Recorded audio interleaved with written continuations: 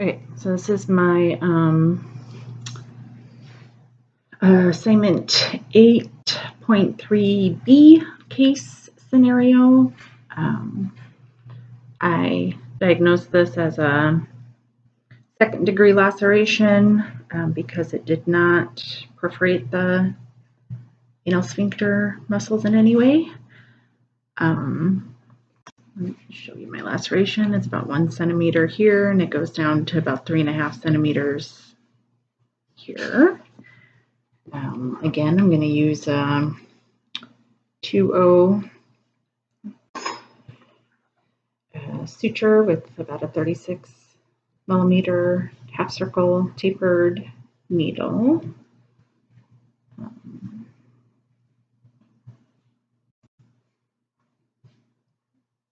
Need to place my anchor stitch about a centimeter above the internal apex.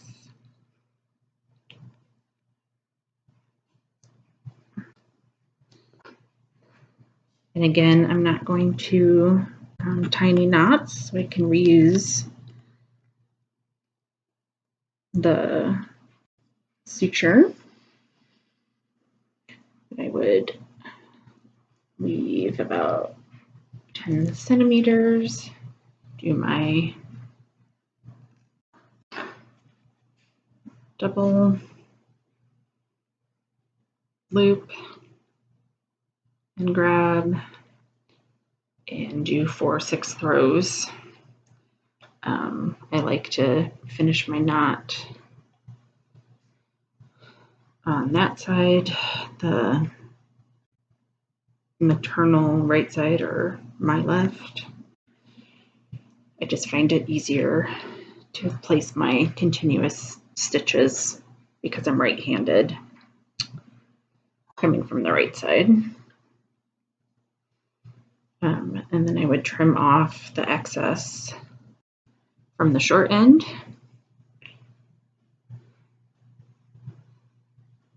And then because at the apex here, it's only about a centimeter deep, I don't need to go very deep with the stitch. Visualizing, making sure I'm going directly across. Yep.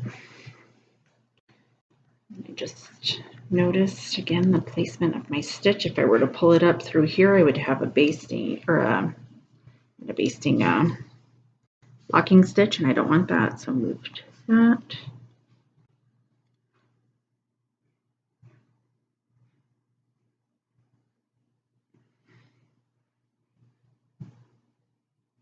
That looks funny because I didn't tie an actual knot. So I'm going to undo that because that's going to throw me off.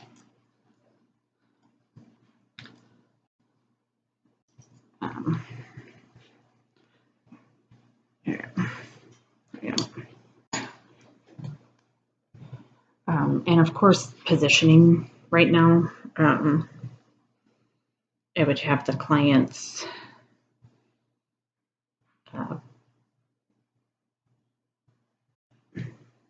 well, I don't know, I guess I was thinking on the edge of the table for when I have to do the perineum, but I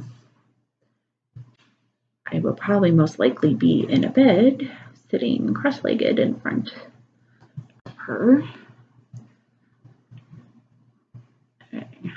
And then gets a little bit deeper here, so I need to take a little bit bigger bite, but I still don't feel like I need to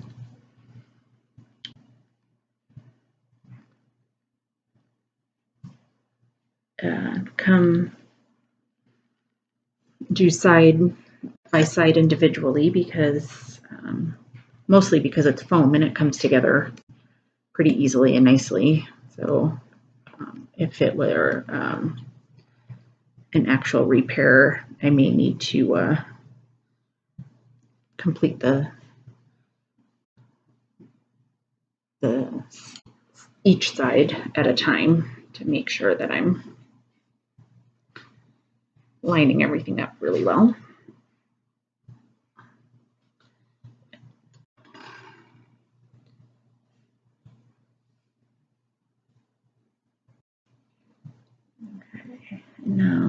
I do get quite a little bit deeper here. I still feel like I might be able to go without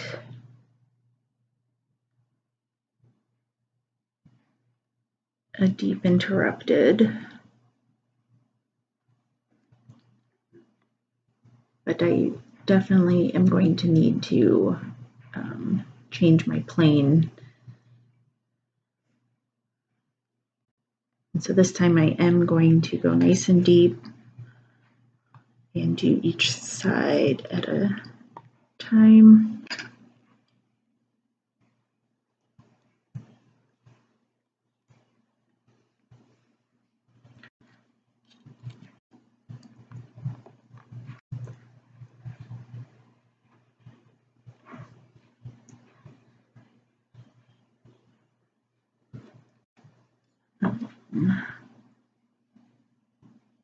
Yeah, I feel like based on my depth of my finger in that, there isn't really a pocket there. So I feel good about not doing a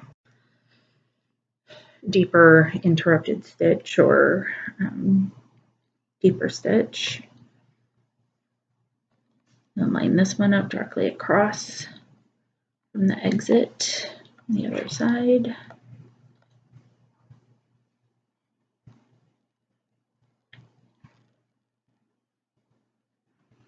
This is where I have a little skill yet to develop, is the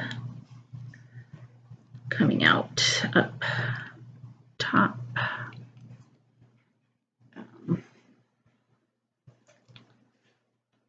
think I might have been at a little bit of an angle with that one because it came kind of close to the previous stitch.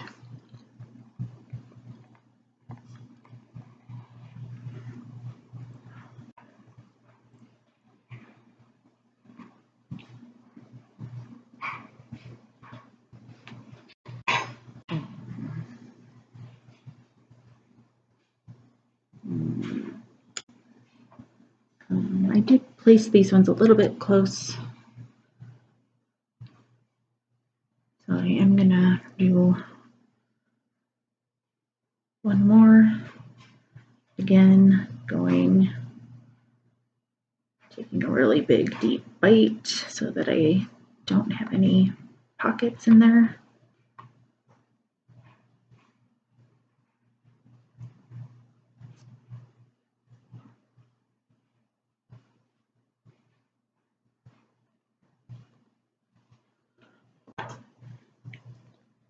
And I am, as much as I am touching this open wound, I see the need for really good anesthesia.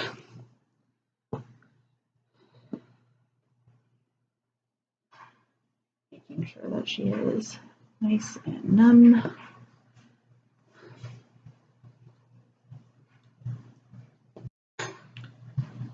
Okay. And then this one is going to complete that stitch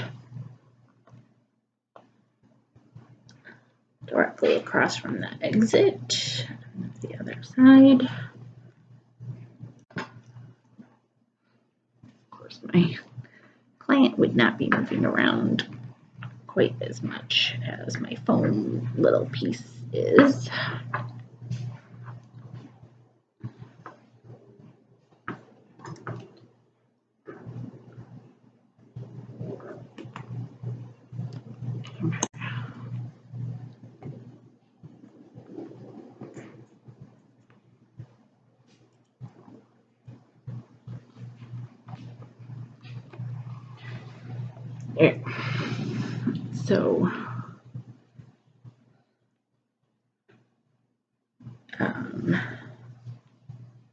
So now what I need to do is change the plane because I feel like this is too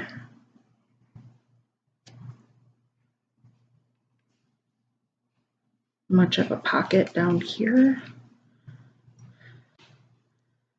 I realize I'm talking kind of quiet. You might not even be hearing my thought processes. All right, So I'm gonna bring this one across again.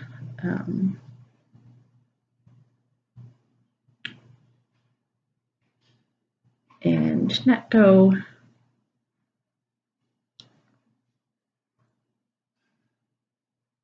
super deep. I do think that, you know, anatomically, or this would look a lot different on a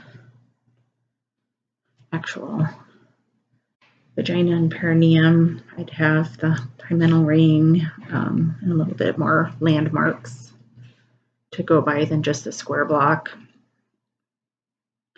But now I'm going to do the horizontal stitches to close up this gap now that I'm inside here. And this is where I would put a pan or something under her.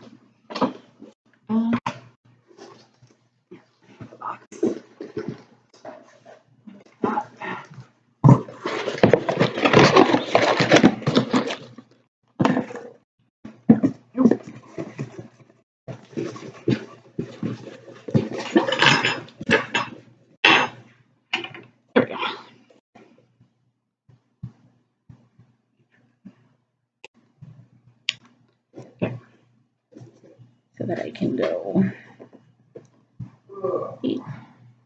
in, do a nice horizontal stitch to close this pocket.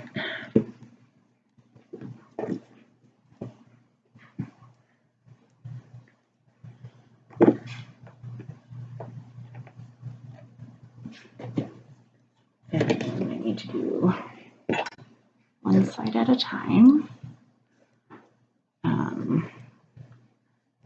which again, the wound would not necessarily be closing up on me so easily when it is torn muscle versus foam that wants to come back together. Okay, and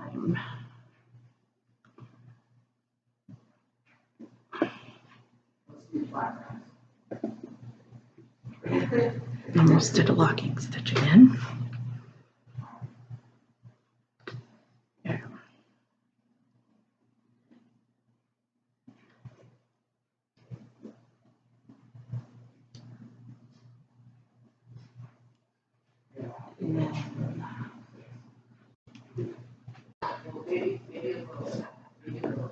Come down.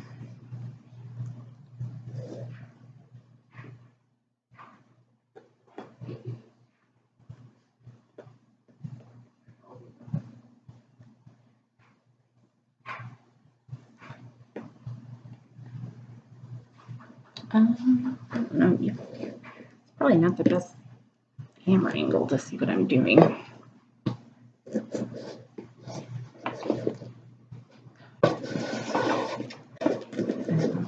my arm is going to be in the way. So yeah. So, oh, no, I'm supposed to go through this again.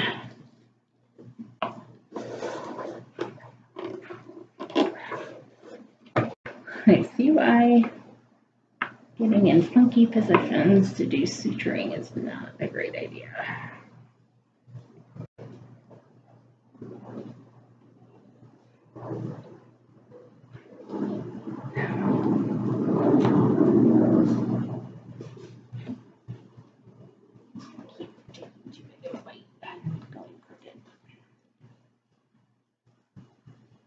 Okay, that one is a little crooked. I'm gonna have to fix that.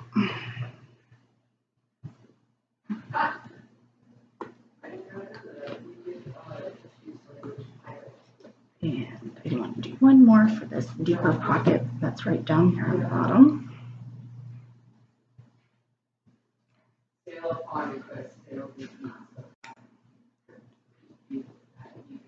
course.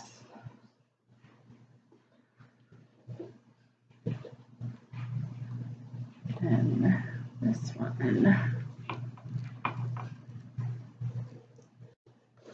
Yeah, also the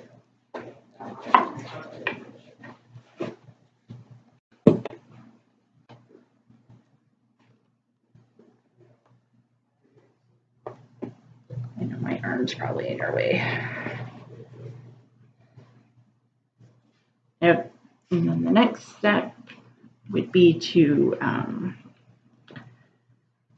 assess whether or not I need to bring the actual skin together with some subcutaneous stitches. The tension on this would be a little bit tighter, would be more ideal.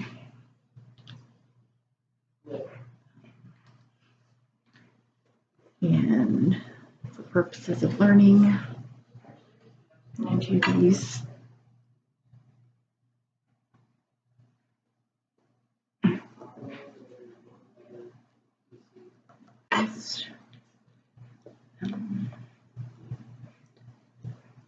Just under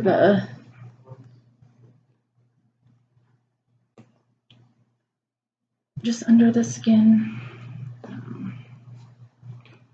Kind of close that skin together.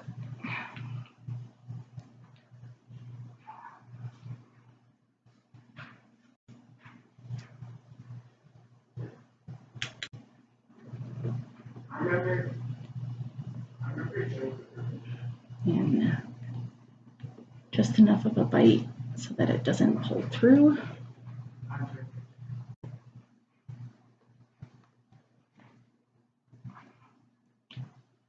And I think this is going to take 3 or 4.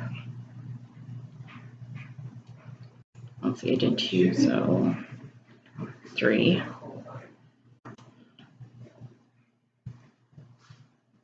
Let's see, I came out there, so I need to go in directly. I don't know if you can see it because my arm is totally in the way, but I'm going in the opposite side directly across from where I exited the previous stitch. I'll show you my bite here. So here's the exit, and then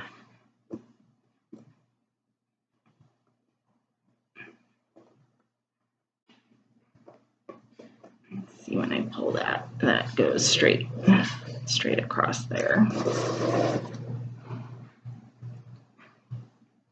And then to do my anchor and to bring this part together here up at the top, I'm going to enter subcutaneously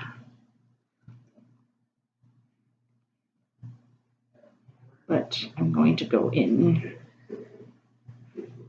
deep enough that I can come up on the inside of the hymenal ring.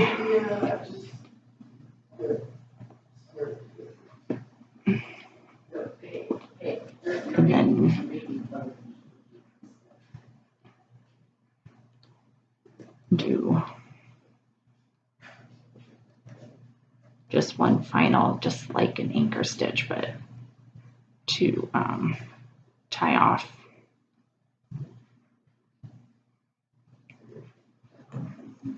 inside the hymenal ring. And I need to leave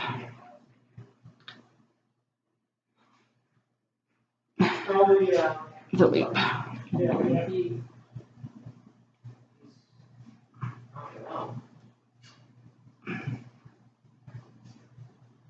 Tied off with six throws to make my tie off the knot. There you go. That's my 8.3B. Sorry if I mumbled and talked quietly. I realize that pretty much took me 20 minutes. I definitely need practice to get faster at it.